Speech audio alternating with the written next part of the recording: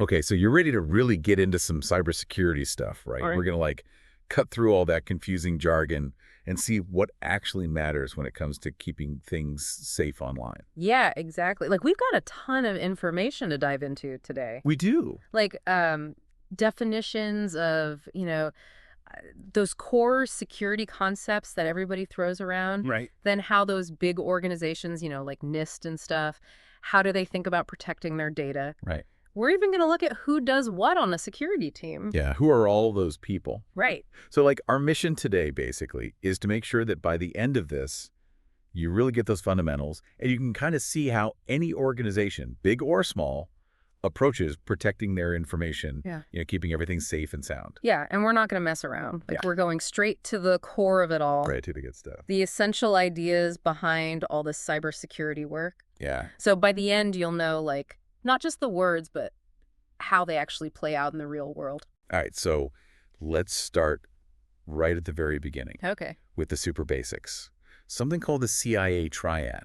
Ah. And no, this is not like a, secret agent spy thing or anything. Right. It's just a really fundamental way to think about security.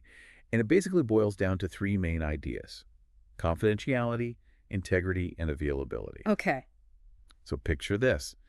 You've got your diary, right? Mm-hmm. Confidentiality is like having a lock on that diary. Right. So only you can read what's inside. Ah, I like that. Yeah. So just like, keeping your personal thoughts secret, Yeah. confidentiality in cybersecurity is making sure that only the right people, Right.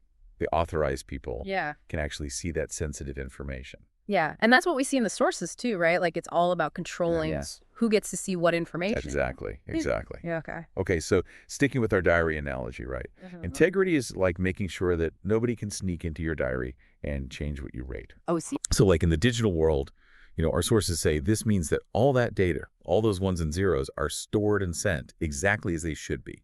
No unauthorized changes, no corruption, whether it's accidental or someone's trying to mess things up on purpose. Yeah, you need to be able to actually trust that the information you're looking at hasn't been tampered with. It's got to be accurate. Exactly. That's what integrity is all about. That's the real deal. Yeah, it means knowing that data is in its original intended state. Perfect. Okay. Okay, so last one for the CIA Triad, availability. Okay. Now imagine you can't even find your diary. Right. Or like the pages are all stuck together. Oh, yeah. It wouldn't really matter how secret it is or if it's unchanged if you can't even get to it.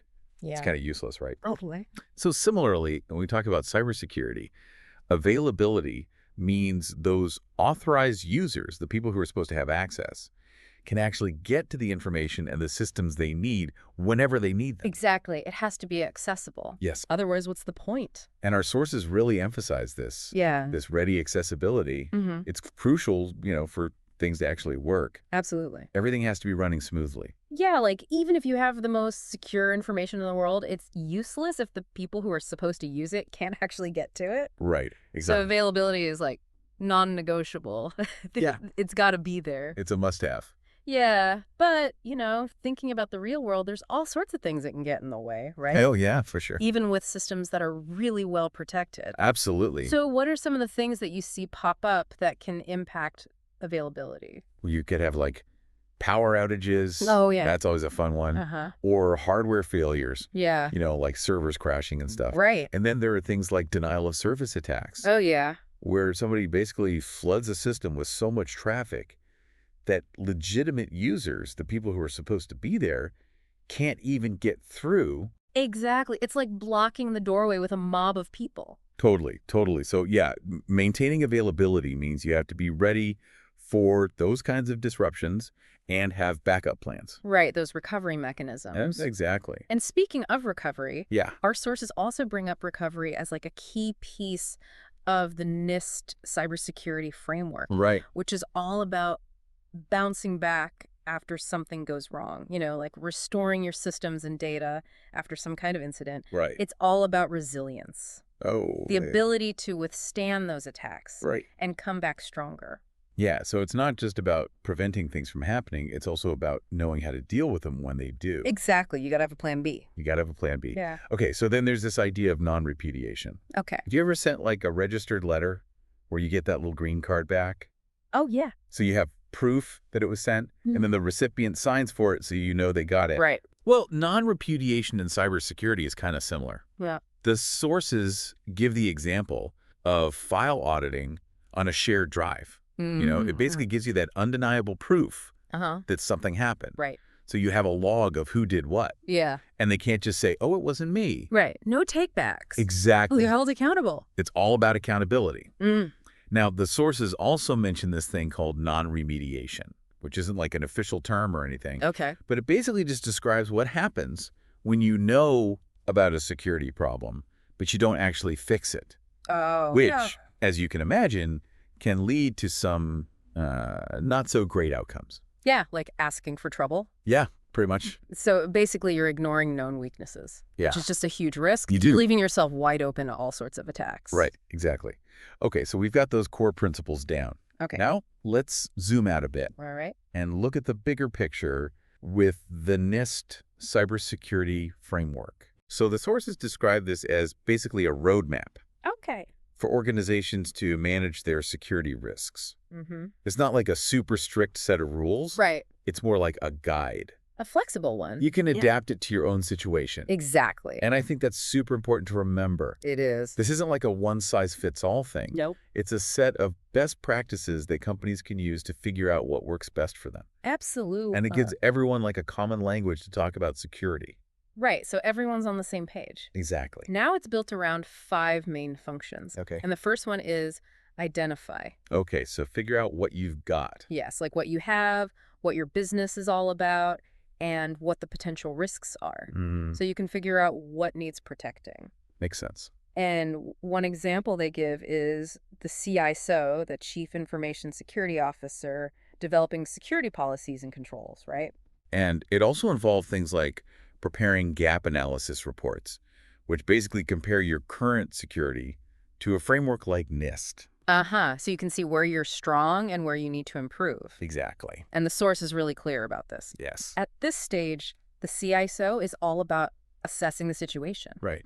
Like understanding the current security posture, not jumping into solutions yet. Right. Like that comes later. Okay. So things like a business continuity plan or penetration testing, those would be actions to address those gaps that you find.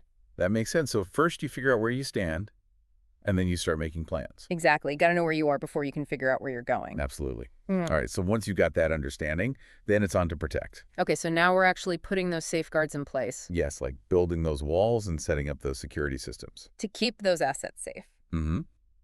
And the sources mention that this includes buying, developing, and deploying secure technologies and processes. Right. It's all about putting those protections into action. Exactly. So it's not just about knowing what you need to protect. No. It's about actually doing it. Yeah. And that could involve all bunch of stuff. Oh, yeah. Like installing firewalls. Right. Think of a firewall like that gatekeeper Right. for your network, controlling what traffic can come in and go out Got it. based on certain rules. Okay. And then you have things like encrypting sensitive data.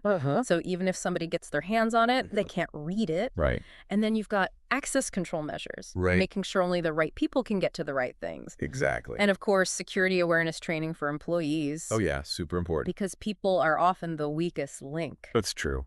So you got to make sure they know how to spot those phishing emails and all that. Absolutely. Yeah. Okay. Function number 3 is detect. Okay. And our sources emphasize that it's not enough to just set up your defenses, Nope. You got to be watching constantly. Like a hawk. Yes. Making sure those controls are actually working. Yes. And looking out for any new threats that might pop up. Right, because the bad guys are always coming up with new tricks. Oh, yeah. They never sleep. They don't. So you got to stay ahead of them. So detect is all about having that ongoing visibility. Yeah, knowing what's happening in your environment. Exactly. And to do that, Yeah. you need the right tools Uh-huh. and processes in place Right. to monitor all those logs, all that network traffic, and just watch how the system is behaving. Right. And then be able to analyze all that information. Right, like make sense of it all. Yeah, so you can spot those potential security incidents. Got it. All right, so next we have respond. Okay, so now we're talking about what happens when you actually find a problem. Yes, like when those alarms start going off, Yeah. what do you do? Right. Well, this function outlines how a company should, identify, analyze, contain, and get rid of those threats. Yeah, it's your game plan It's go time. for handling a security incident. And the sources emphasize that having that plan Yeah. and testing it regularly Oh, super important. is crucial for minimizing the damage from a breach. Absolutely. Because you don't want to be scrambling when something happens. Nope. You need to know exactly what to do. Right, so having those clear procedures for everything. Yes, from the moment that alert comes in Uh-huh. to assessing the situation. Right. Isolating the affected systems. Containing the damage. Yeah, getting rid of the threat. Uh-huh. And communicating with everybody involved. So everyone knows what's going on. Exactly. Okay, and finally we come back to recovery. Bringing it full circle. Yes, because even if you have the best defenses in the world, Right. things can still slip through. They can. So recovery is about being able to bounce back, Yeah. get those systems and data back to normal Right. after something happens. And it's important to remember that all these functions are connected. They They work together. It's not just a linear process. It's Right. more like a cycle. What Yeah. you learn during recovery, for example, Yeah. can actually help you improve your identify process. Oh, interesting. So you can prevent similar incidents from happening again. So it's all about continuous improvement. Exactly. It's always evolving. Always learning, always getting better. Yeah. Okay, so that's the NIST Cybersecurity Framework in a, very quick nutshell. A nutshell version. Yes. Now let's zoom back in Okay. and talk about something that's really fundamental to security. All right. Access control and identity management. Ah, yes. Controlling who can do what. Exactly. And it all starts with identification. Right. Like giving every user, device, process on the network its own unique ID. Like a digital fingerprint. Yeah, exactly. So you know who's who and what's what. It's that first step. Yeah. You got to know who or what is interacting with your system Right. before you can even think about granting access or tracking activity. It's like giving everyone a name tag. Exactly. So you can keep track of who's who. Okay, so after identification, we've got authentication. Okay, so now you've got to prove that you are who you say you are. Right, like showing your ID. Exactly. And the sources mention different authentication factors. Yeah, like what? Things like passwords, Right. security tokens, Right. or even biometric scans. Like your fingerprint or your face. Exactly. So it's all about making sure that the person trying to access something is actually the person they claim to be. Right, that verification step. And then, once you've been identified and authenticated, we have authorization. All right, so now we're figuring out what you're actually allowed to do. Right, so you might be able to log in, Yeah. but can you actually access those top secret files? Right, that's where authorization comes in. Exactly, and the sources explain this in terms of permissions and rights. Mm-hmm. They can be given to individuals, groups, or specific roles within the organization. And this is where that principle of least privilege comes in. Oh, what's that? So basically it means that you only give users the bare minimum access Okay. that they need to do their job. So no more, no less. Exactly, because if somebody's account gets compromised, you want to limit the damage they can do. That's smart. So least privilege is all about minimizing risk. Okay, got it. Now, the sources also briefly talk about accounting. Okay. And this is about keeping track of what those authorized users are doing, like when they logged in, what files they accessed, and if they made any changes. Right, it's like a log of activity. Yeah, like an audit trail. Exactly. And this helps you spot any unusual or unauthorized stuff. Okay, so you can see if anything fishy's going on. Exactly. Goes right back to that non-repudiation we were talking about. It all ties together. It does. Okay, so the sources point out that a lot of companies nowadays use what are called IAM systems. I am. Yes, identity and access management. Huh. And these are basically tools that help automate all this stuff. Yeah, like account creation, managing permissions, Right. and making sure those access policies are actually enforced across all the different systems and applications. So it's like a one-stop shop for managing who has access to what. Exactly. And it's essential these days with Yeah. all these different systems. Right. You need a centralized way to manage it all. Absolutely. And the sources mention something called LDAP, Lightweight Directory Access Protocol. Okay, so this is a specific technology Yes. that can be a part of an IAM system, Right. and it's often used to store and manage user directory information. Okay. But it's not like the whole IAM solution itself. Right. It's just one piece of the puzzle. Yeah, so a company might use other technologies instead. Right. It depends on their specific setup. Exactly. So it's like a building block Okay. that might be used, but not the whole house. Got it. All right. Let's switch gears again Okay. and talk about the different types of security controls. Right. How do we actually put this stuff into practice? Exactly. And the sources break them down in a few different ways, which gives us different ways to understand how security is implemented. Makes sense. So first we have physical controls. Okay. And these are the things you can actually see and touch, Right. like alarms, security guards, Yeah. locks, Mm-hmm. surveillance cameras, even things like good lighting. Oh, yeah. And the whole purpose is to deter Yeah. and detect unauthorized physical access Right. to a building or sensitive areas. So like the server room. Exactly. And the sources specifically mentioned that keeping servers separate from where regular employees work is super important. Yeah, physical security is your first line of defense. Right. It's all about protecting the actual physical assets and preventing people from getting their hands on sensitive equipment or data. Okay. Next up, we have managerial controls. Okay. And these are more about the policies, the procedures, and the overall management of security.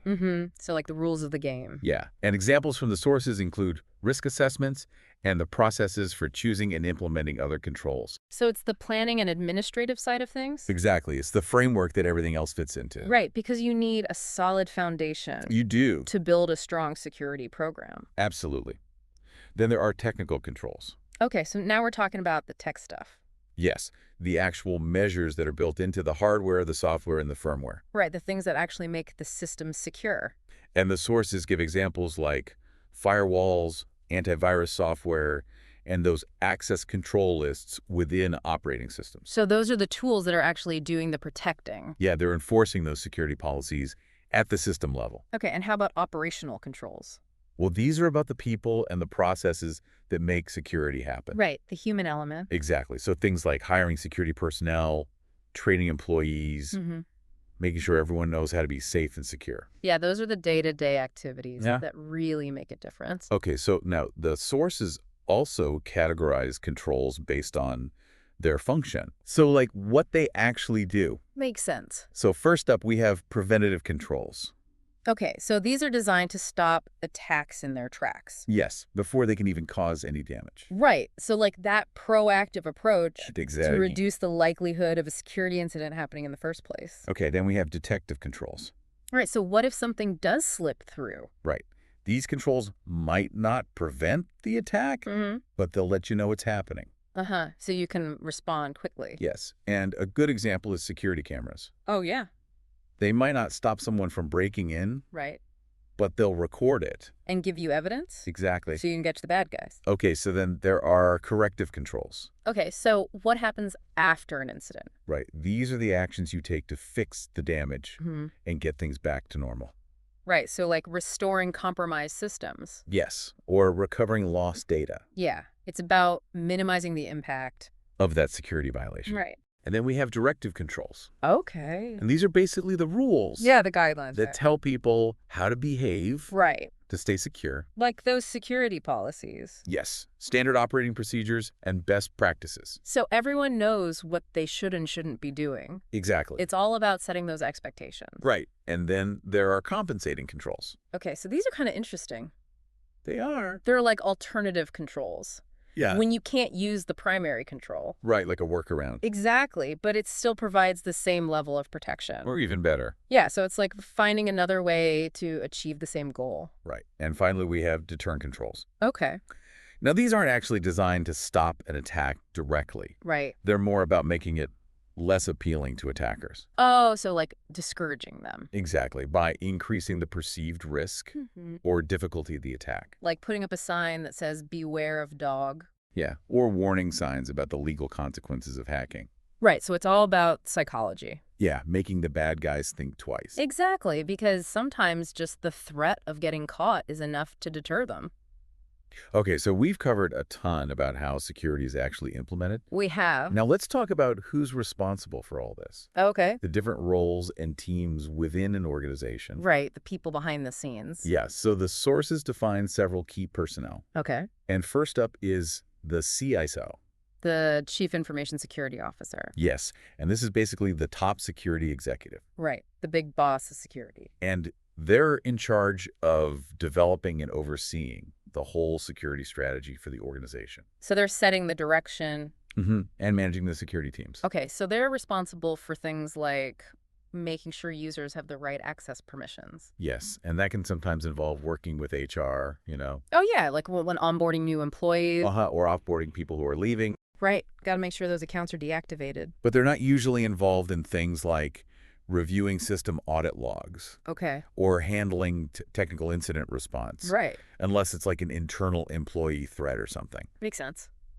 But documenting and maintaining access control policies, Yeah. that's definitely under their purview. So the CISO is really like that strategic leader, making sure security is aligned with the company's goals. And that those controls are actually working. Exactly. All right, then we have the CIO. The Chief Information Officer. Yes, and they're responsible for all the company's IT infrastructure. Right. So like the servers, the networks. All the computers, all the systems. Yeah, keeping everything running smoothly. Exactly. So if the CISO is the security expert, the CIO is like the head of internal IT. Right, making sure all the gears are turning. Okay, then there's the CTO. The Chief Technology Officer. Yes, and they're also a technology leader, but their focus is more on the company's products and innovation. Oh, okay. So the technology that the company creates or sells, Right. rather than just the internal IT systems. So if the CIO is focused on the internal stuff, the CTO is looking outward. Yeah, they're focused on the product itself. So they're responsible for the company's technological vision. Right, and guiding the development of new products and services. Exactly. Okay, and then of course we have the CEO. The Chief Executive Officer. Yes, the top dog. The honcho. They're responsible for the overall success of the company. Right. And that includes setting the tone for security. Oh, yeah. Because if the CEO doesn't care about security, Right. no one else will. All right, so now let's look at the teams that are actually doing the work. Okay, the boots on the ground. Yes.